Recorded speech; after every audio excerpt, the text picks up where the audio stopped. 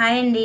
ఈరోజు రెసిపీ వచ్చేసి పప్పుచారు. దానికి కావాల్సిన పదార్థాలు చూద్దాం. ఒక కప్పు కందిపప్పు, ఒక పెద్ద కప్పు టమాటాలు, కొంచెం పసుపు, కరివేపాకు, 2 టేబుల్ స్పూన్ కారం, చిల్లిపాయలు, 3 టేబుల్ స్పూన్ సాల్ట్, ఒక పెద్ద ఉల్లిపాయ, ఒక 7 పచ్చిమిరపకాయలు, ఒక పెద్ద నిమ్మకాయ అంత సైజు చింతపండు, ఆయిల్ 2 టేబుల్ స్పూన్, పోపు దినుసులు.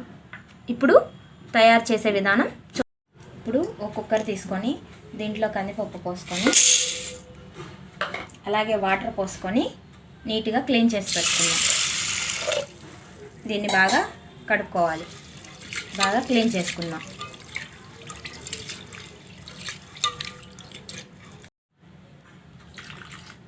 అలాగే పచ్చిమిర్చిలో వాటర్ పోసుకొని కడుక్కొని పచ్చిమిర్చి ఈ కందిపప్పులో వేసేస్తున్నాను.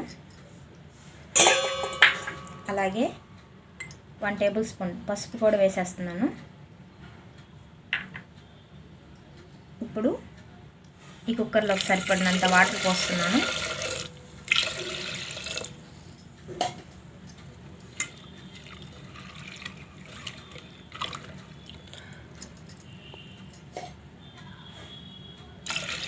ఇప్పుడు కుక్కర్ మూత పెట్టుకొని ఒక 3 విజిల్స్ వచ్చిందాక ఉడికించుకుందాం. ఇప్పుడు స్టవ్ వెలిగించుకున్నాను, కుక్కర్ పొయ్యి మీద పెట్టాను. ఇది 3 విజిల్స్ వచ్చిందాక ఉడికించుకుందాం.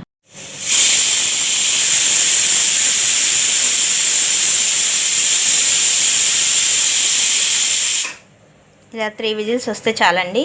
ఇప్పుడు కుక్కర్ మూత తీసుకొని దాంట్లో కారం వేసుకుందాం. ఇదండి, దీంట్లో ఇప్పుడే ఉప్పు వేసేసేస్తున్నాను. అలాగే కారం కూడా వేసేసేస్తున్నాను. బాగా మెత్తగా మెదుపుకుందాం. ఇదండి, చింతపండు రసం నానబెట్టుకుంది, పిసికాను. ఇది దీంట్లో పోసుకోవాలి పప్పుచారులో.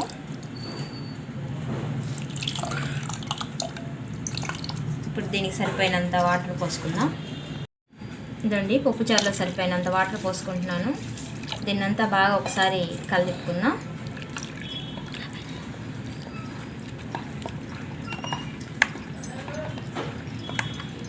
ఇప్పుడు తాలింపు పెట్టుకుందాం పప్పుచారుకి. ఇదంతా నీట్గా చేసుకొని దీంట్లో ఉన్న పప్పు అంతా వాటర్లో కలిసేటట్టు చేసుకుందాం.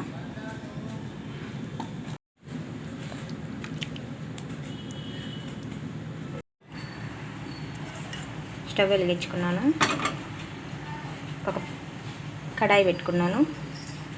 దీంట్లో 2 టేబుల్ స్పూన్ ఆయిల్ వేస్తున్నాను. ఆయిల్ కొంచెం హీట్ అయ్యాక అప్పుడు తాలింపు గింజలు వేసుకుందాం.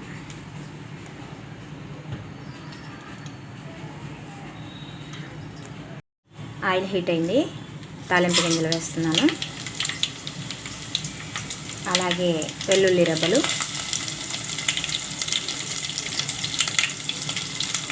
కరివేపాకు, ఆనియన్స్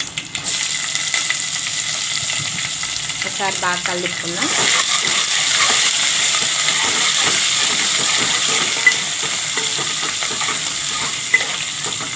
ఇది బాగా వేగిన తర్వాత దీంట్లో టమాటా ముక్కలు వేసుకుందాం.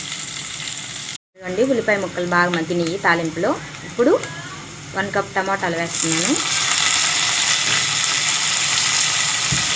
ఇది బాగా మగ్గిన దాకా కలుపుకోవాలి. ఒక 5 నిమిషాలు మగ్గనిచ్చుకుందాం. ఇదిగోండి, టమాటా ముక్కలు బాగా మ్యాష్ అయినాయి. ఇంకొంచెం బాగా మగ్గించుకొని దీంట్లో పప్పుచారు పోసుకుందాం. టమాటా ముక్కలు తాలింపులో వేస్తాను అనుకోవద్దు, ఇలా మా అమ్మమ్మ గారు చేస్తారండి పప్పుచారు. చాలా బాగుంటాయి. అందరికీ వచ్చి పప్పుచారు, కానీ ఒక్కొక్కరు ఒక్కొక్క విధంగా చేస్తారు. చాలా బాగుంటుంది, ఒకసారి ట్రై చేసి చూడండి ఇలా పప్పుచారు. ఇలా బాగా టమాటా ముక్కలు మగ్గిపోయినాయి. ఇప్పుడు దీంట్లో ఇందాక ఉడకబెట్టుకున్న పప్పు చారు, చింతపండు రసం అన్నీ కలిపి పెట్టుకున్నాం కదా, అవి వీటిలో పోసుకోవాలి.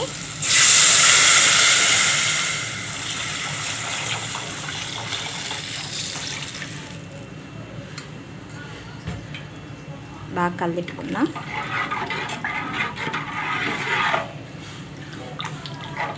ఒక 2 నిమిషాలు బాగా పప్పుచారు మగ్గించుకుందాం హై ఫ్లేమ్లో పెట్టి.